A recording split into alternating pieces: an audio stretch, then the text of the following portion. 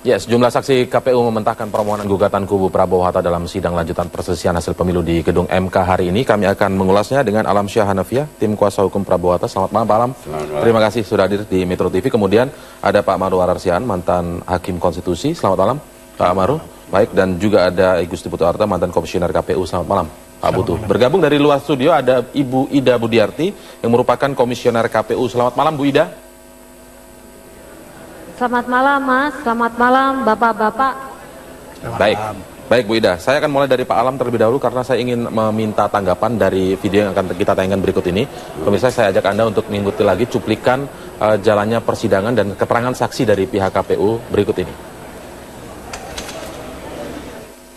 Sebagaimana dalam permohonan pemohon, di sana dinyatakan bahwasanya di Kecamatan Balung itu terkait dengan DPKTB itu yang pada pokoknya menyatakan bahwasanya di dalam daftar pemilih DPKTB itu hanya tertulis NIK ataupun nomor induk kependudukan tanpa nama pemilih.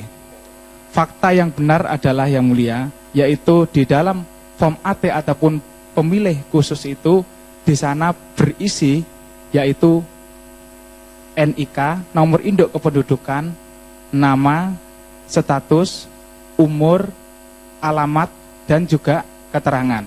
Sehingga dalil permohonan pemohon yang menyatakan di sana isinya adalah nomor induk kependudukan itu tidak benar yang mulia. Baik, itu keterangan saksi KPU dari Jember. Sekarang kita akan lihat keterangan saksi KPU Banyuwangi berikut ini.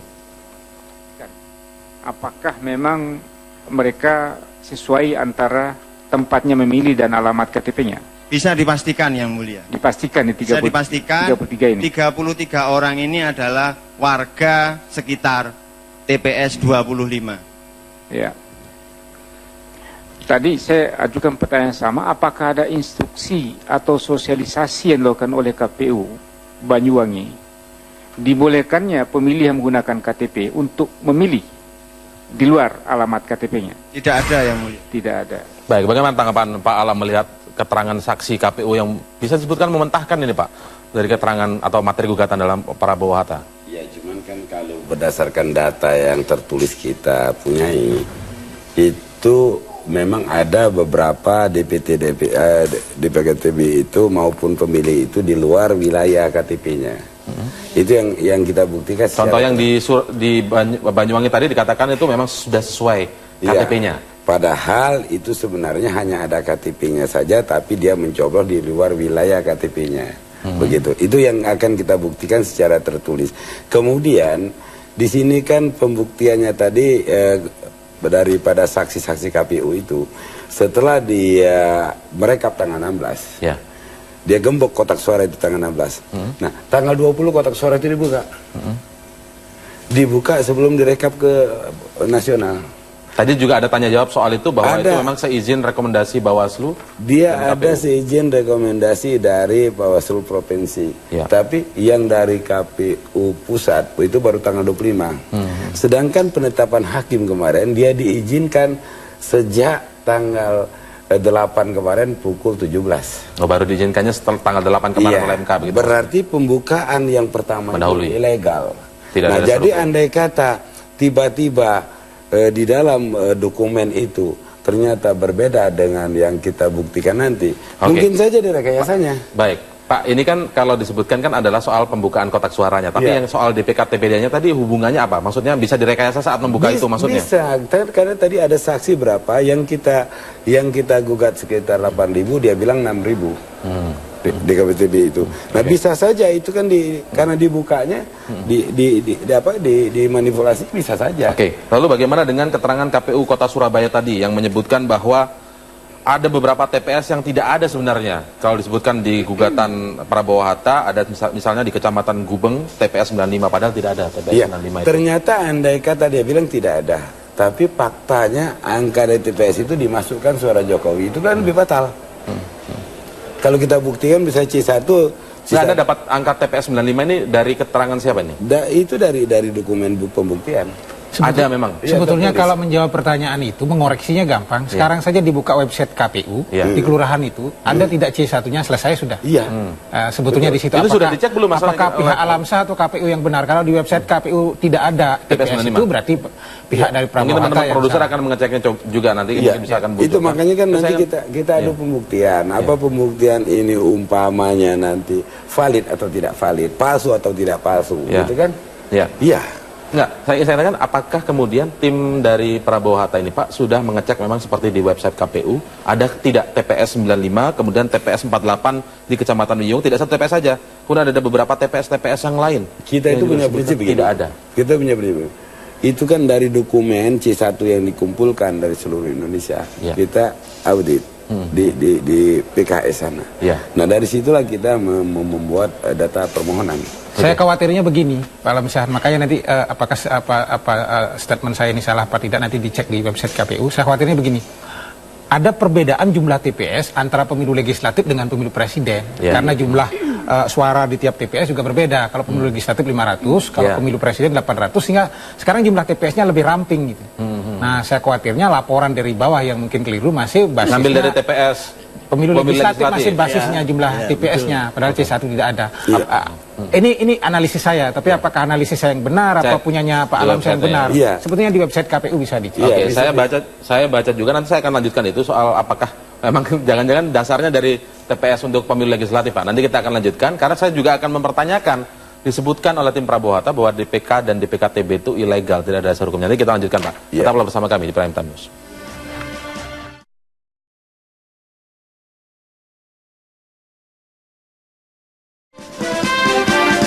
Baik, kita lanjutkan perbincangan di Prime Time News. Sekarang saya ke Bu Ida Budiati yang bergabung dari luar studio. Bu Ida, kan kalau disebutkan tadi oleh saksi dari KPU Surabaya misalnya, ini yang membuat saya penasaran. Disebutkan dalam gugatan ada TPS 95, TPS 48, tapi ini kemudian tadi dibantah oleh Komisioner KPU Surabaya. Tapi kemudian di sini Pak Alam sebagai tim kuasa hukum Prabowo Hatta mengatakan itu sebenarnya ada. Nah, saya ingin tahu dulu penjelasan dari KPU sendiri bagaimana tentang TPS 95 di Kecamatan Gubeng dan TPS 48 di Kecamatan Wiyung ini. Ini soal ada argumentasinya apa atau tidak ada argumentasinya apa? Ya, fakta-fakta yang tadi disampaikan ya oleh para saksi kami, penyelenggara pemilu di tingkat provinsi, kabupaten, kota. Kami tidak ingin membahasnya di dalam forum ini karena kami ingin menghormati wewenang Mahkamah Konstitusi untuk menilai seluruh fakta-fakta hukum yang sudah kami sampaikan di muka persidangan. Tetapi saya ingin merespon tadi yang disampaikan terkait dengan dugaan atau tuduhan seolah-olah KPU ini menyusun sebuah daftar pemilih khusus tambahan yang disusun sedemikian rupa untuk menguntungkan pasangan calon tertentu. Nah, terkait dengan statement ini menurut saya harus diklarifikasi. Berdasarkan fakta dan data mana kemudian bisa disimpulkan bahwa kami itu melakukan rekayasa penyusunan daftar pemilih khusus atau daftar pemilih khusus tambahan. Nah, pertanyaan kami justru apakah semua pihak khususnya dalam ini adalah peserta pemilu memahami dengan baik bagaimana mekanisme prosedur penyusunan daftar pemilih, kemudian juga pelayanan hak pilih di TPS. Sepanjang statement ini dari siapa sebenarnya, Bu Ida? Mengelola tahapan statement tentang asumsi bahwa DPK dan DPKTB seolah-olah dibangun KPU untuk menguntungkan calon tertentu ini, statement siapa dulu ini? Supaya kita bisa minta tanggapannya. Ya, tadi saya dengar di dalam forum ini disampaikan bahwa mari kita lihat bagaimana penjelasan terkait dengan penyusunan daftar pemilih khusus, daftar pemilih tambahan yang dinilai oleh pihak-pihak tertentu bahwa ini sebuah data yang tidak bisa dipertanggungjawabkan. Dan inilah satu tuduhan kepada penyelenggara pemilu yang telah berpihak kepada pasangan calon. Diminta klarifikasinya. Baik, kalau begitu saya coba ke Pak Alam. Bagaimana Pak Alam menanggapi yang disebutkan Bu Ida tadi? Kita ini begini, ini kan sengketa ya. Sengketa pilkada, sengketa pilpres, di mana sengketa pilpres ini kan berarti tentang satu perselisihan hasil pemungutan suara. Keduanya kan perbuatan-perbuatan yang terstruktur, masif dan terorganisir. Nah di sini kan kalau umpamanya ada bupati menginstruksikan buat surat edaran atau KPU membuat surat edaran, apabila surat edaran itu menurut pandangan kami ada pelanggaran hukum, di situ surat edaran yang mana yang dituduhkan kepada kami bahwa telah melakukan sebuah tindakan yang terstruktur, yang sistemik dan masif. Mohon maaf Bapak, kami itu berpikir pun tidak pernah, apalagi melakukan perbuatan, melakukan kejahatan pemilu begitu. Kalaupun itu bisa dibuktikan dilakukan oleh jajaran penyelenggara kami, maka kami juga tidak akan melakukan toleransi terhadap perbuatan-perbuatan yang bisa mendistorsi hasil pemilu. Untuk itu menjadi sangat penting begitu. Surat edarannya ada nggak yang dimasukkan Pak Alam tadi menyebutkan? Kalau surat edaran dalam pembuktian itu ada ya. Contoh surat edaran dari KPU disuruh membuka kotak suara. Ada itu surat edaran. Ada. Yang instruksi tadi itu suara itu kan sudah jelas bahwa apa maksud dan tujuan dibuka kotak suara. Kami sudah memberikan penjelasan di dalam persidangan mahkamah. Mahkamah pun juga sudah merespon, memberikan pendapatnya melalui ketetapan mahkamah nomor 1 tahun 2014. Pendapat mahkamah bahwa baru diizinkan membuka kotak suara pada tanggal 8 sudah kemarin. Tidak relevan untuk diperdebatkan, untuk menjadi silang pendapat. Setelah ada putusan mahkamah, sudah ada ketetapan mahkamah, semuanya ketetapan mahkamah katanya baru tanggal 8 Bu Ida.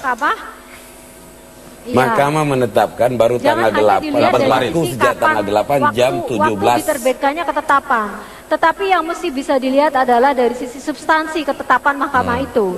Mahkamah mengatakan bahwa di dalam rangka proses pembuktian di Mahkamah Konstitusi, memang berdasarkan peraturan Mahkamah, KPU itu mempunyai sebuah kewajiban untuk menyusun jawaban dan menyusun alat bukti.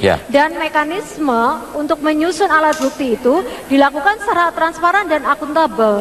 Dan itu harus sudah dilakukan oleh KPU dan kemudian juga para saksi, para pihak calon. Dibenarkan oleh Mahkamah. Ini tidak disaksikan. Tidak disaksikan. Bahkan dilapor ke polisi, ke Mabes Polri. Pasangan calon diundang, kemudian Panwas juga menyaksikan. Katanya menyaksikan. Dengan kepolisian. Panwas tapi pasangan kita makanya kita laporkan ke Mabes Polri. Jadi kalau menurut saya begini, kalau kami bekerja secara sepihak, tunjukkan siapa, di mana tempatnya yang bekerja tanpa prosedur. Pak Ida, biar tidak berlarut-larut, kita serahkan saja ke Mahkamah Konstitusi. Oke, itu soal pembuktiannya kan, soal pembuktian. Tapi memang ini dimunculkan agar masyarakat tahu kan semuanya.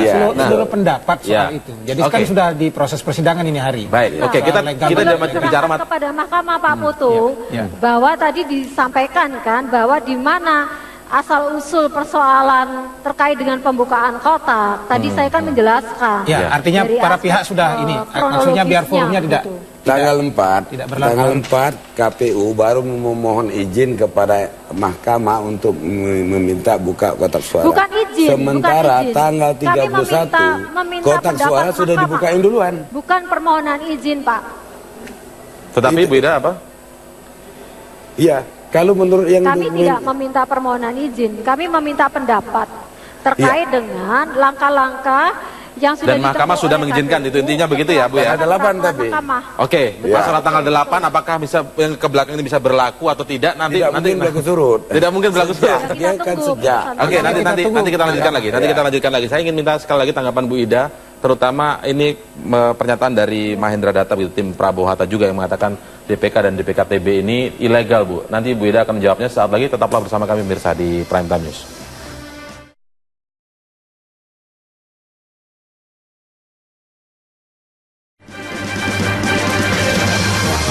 Ya, baik, kita lanjutkan perbincangan di Prime Time News. Sekarang saya ke Pak Maru terlebih dahulu. Pak Maru, kalau lihat, kita ingin artikan dulu soal ketetapan MK tentang mengizinkan pembukaan kotak suara itu. Sebenarnya ini berlaku untuk yang sudah dilakukan sebelumnya atau apa? Karena tadi perdebatannya di situ. Atau sejak tanggal 8 ketetapan itu diberlakukan oleh Saya kira ini MK.